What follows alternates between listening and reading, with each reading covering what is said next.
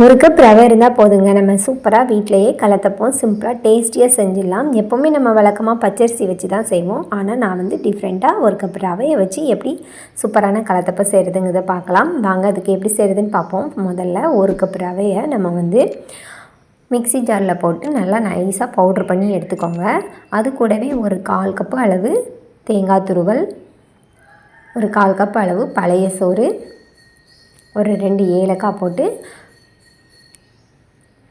ஒரு கப்பு அளவுக்கு நம்ம ரவை எடுத்துருக்கோமோ அதே கப் அளவுக்கு நம்ம வந்து தண்ணி ஊற்றி நல்லா நைஸாக அரைச்சி எடுத்து வச்சுக்கலாம். நல்லா மிக்ஸ் பண்ணிவிட்டு அரைச்சிக்கோங்க. ஏன்னா ரவை வந்து கீழே கட்டியாக இருக்குமா, அதனால் லைட்டாக ஒரு ஸ்பூன் வச்சு இதை மாதிரி பண்ணிவிட்டு நல்லா ஸ்மூத்தாக அரைச்சி எடுத்துக்கோங்க. இதை ஒரு பாத்திரத்தில் நம்ம வந்து மாற்றி எடுத்து வச்சுக்கலாம். இது ஒரு பக்கம் இருக்கட்டும். அதுக்குள்ளவே நம்ம வந்து வெல்லத்தை கரைச்சிக்கலாம். ஒரு 3/4 கப் அளவுக்கு வெல்லத்துக்கு ஒரு அரை கப்பு அளவுக்கு தண்ணி ஊற்றி நம்ம வந்து கரைச்சி எடுத்துக்கலாம். பாகுபதம் எதுவுமே வர வேண்டாம். இதுக்கு பதிலாக நம்ம வந்து கருப்பட்டி சேர்க்கலாம், நாட்டு சக்கரை சேர்க்கலாம். உங்கள்கிட்ட எது இருக்கோ அதை வந்து சேர்த்துக்கோங்க. இப்போ நம்ம அந்த அரைச்சி வச்சுருந்த மாவில் இந்த வெல்ல தண்ணியை அப்படி சூடோடு இருக்கும்போதே நம்ம வந்து சேர்த்துக்கலாம். சூடோடு கண்டிப்பாக சூடாகவே சேர்த்துக்கோங்க. அப்போ தான் நமக்கு கரெக்டாக கலத்தப்பம் வந்து கிடைக்கும். நல்லா கட்டி இல்லாமல் நம்ம வந்து கரைச்சி எடுத்துக்கலாம்.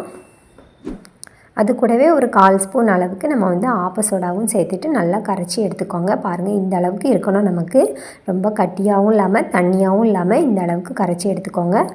அதுக்குள்ளவே நம்ம வந்து நெய்யிலையும் தேங்காவையும் குட்டி குட்டியாக கட் பண்ண தேங்காவையும் வறுத்து எடுத்து வச்சுக்கலாம்.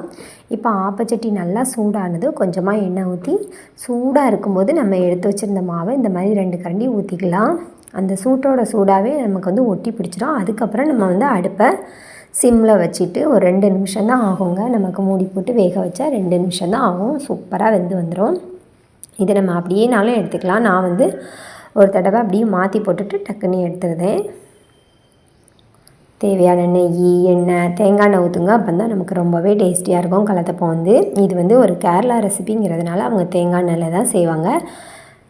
நல்ல மணமாகவும் டேஸ்டியாகவும் இருக்குங்க. நம்ம மீதி இருக்க மாவையும் அந்த மாதிரியே நம்ம வந்து ஊற்றி எடுத்து செஞ்சு எடுத்துக்கலாம்.